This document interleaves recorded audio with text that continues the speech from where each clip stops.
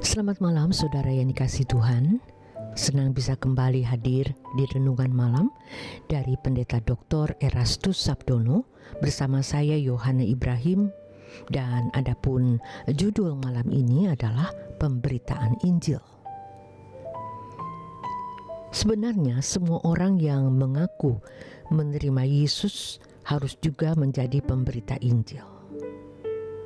Tidak ada orang yang mengaku menerima Yesus tetapi tidak menjadi pemberita Injil. Sebab menerima Yesus berarti mengenakan hidupnya. Ini berarti bahwa seorang yang menerima Yesus pasti menjadi saksinya. Banyak orang Kristen yang merasa sudah menerima Tuhan Yesus dengan dasar atau alasan sudah menjadi orang beragama Kristen dan pergi ke gereja. Sejatinya, menerima Yesus berarti menyerahkan atau mempertaruhkan segenap hidup untuk menjadi saksi Kristus. Kalau seseorang berpandangan bahwa Allah secara sepihak menentukan keselamatan seseorang di luar kesadaran orang tersebut, maka pemberitaan Injilnya pastilah hanya menekankan penyebaran pengajaran yang menitik beratkan pada doktrin tertentu. Mereka adalah panggilan untuk berhenti berbuat dosa. Tetapi biasanya dosa yang dipahami hanya pelanggaran terhadap hukum, bukan diarahkan untuk sempurna seperti Bapa atau serupa dengan Yesus. Dan hal ini dilahirkan orang-orang Kristen yang rajin ke gereja, menyusun liturgi yang hikmat, musik yang bagus, dan menekankan segala sesuatu yang bersifat seremonial. Di sini, kekristenan telah berubah menjadi keberagamaan dengan atributnya, yaitu seremonial dan hukum moral seperti yang diselenggarakan agama-agama di dunia ini. Padahal, pemberitaan Injil seharusnya adalah kesaksian hidup seorang yang mengalami perubahan kodrat. Semua orang percaya menerima mandat untuk menjadikan semua bangsa murid Yesus. Mandat itu adalah menyelamatkan dunia ini. Menyelamatkan dunia ini artinya mengubah umat pilihan yang menjadi manusia sesuai dengan rancangan Allah semula. Memberitakan Injil bukan hanya berarti berbicara mengenai Kristus atau mengajarkan doktrin, tetapi menampilkan kehidupan Yesus. Seorang pemberita Injil harus mengenakan karakter Yesus. Bagaimana kehidupan Yesus di bumi dengan tubuh daging 2000 tahun yang lalu dapat diperagakan secara utuh sekarang ini. Dengan demikian, dapat membuktikan bahwa Yesus adalah anak Allah yang hidup. Kelakuan yang sempurna dalam kehidupan orang percaya yang memperagakan keagungan pribadi Yesus menjadi kesaksian yang dapat menunjukkan bagaimana kehidupan anak Allah. Pemberitaan Injil adalah usaha memugar kembali gambar Allah yang sudah rusak. Pertama, dalam diri pemberita Injil sendiri, kemudian dalam kehidupan orang yang dilayani. Pemugaran gambar Allah adalah usaha mengembalikan manusia kepada rancangan yang semula. Oleh sebab itu, ketika kita menjadi Kristen, kita dibawa kepada proyek yang luar biasa ini, yaitu keselamatan. Keselamatan dalam Tuhan Yesus Kristus berproyeksi atau bertujuan bukan pembangunan agama baru, yaitu religion building, melainkan karakter building.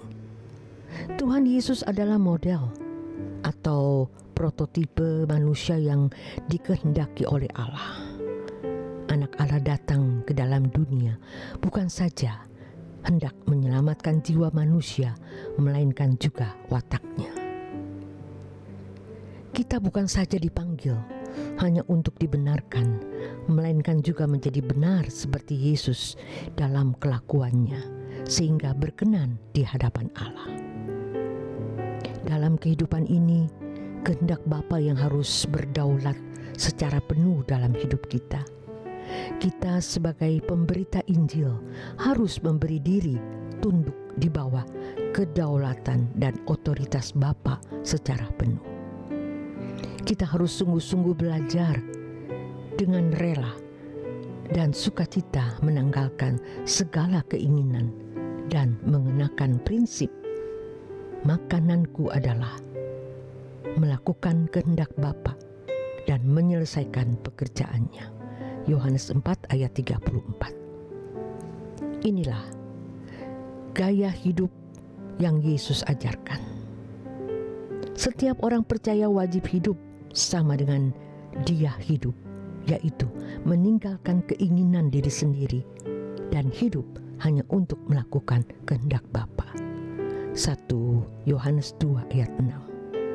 Hal ini akan membuka kesempatan di mana kehendak Bapa yang menguasai kehidupan kita. Sebagai pemberita Injil, kita hidup berada di bawah pengaturan Allah sepenuhnya. Sesungguhnya hal ini merupakan sikap yang mengakui bahwa Allah adalah Allah semesta alam yang menentukan segala sesuatu dan berkuasa menyelesaikan segala sesuatu. Sebagaimana Yesus hidup hanya untuk kepentingan Bapa dan hidup di dalam kehendak dan rencana Bapa, demikian pula seharusnya hidup orang percaya. Agenda hidup kita satu-satunya adalah melakukan kehendak Bapa dan menyelesaikan pekerjaannya. Hidup sebagai utusan Kristus hanya untuk menggenapi rencana Bapa. Kita harus memberitakan Injil dengan cara dan standar Yesus yang meninggalkan segala sesuatu demi menjadi utusan Bapa. Yesus mengatakan bahwa Ia tidak memiliki tempat untuk meletakkan kepalanya. Lukas 9. Menjadi pemberita Injil berarti hidup dalam ketidakmapanan seperti cara hidup Tuhan Yesus ketika Ia mengenakan tubuh manusia yang berdaging. Orang yang mengingini kehidupan yang mapan di dunia ini adalah orang yang mencintai dunia dan dalam posisi tidak pernah menjadi saksi Kristus. Mereka adalah orang-orang yang membangun kerajaannya sendiri. Oleh sebab itu, sebagai pemberita Injil, kita harus memiliki jiwa kemusafiran yang dimiliki dan dikenakan oleh Yesus. Semua orang yang mengaku menerima Yesus harus menjadi pemberita Injil. Tidak ada orang yang mengaku menerima Yesus tetapi tidak menjadi pemberita Injil. Terima kasih untuk kebersamaan Anda. Selamat malam, selamat beristirahat. Tuhan Yesus memberkati.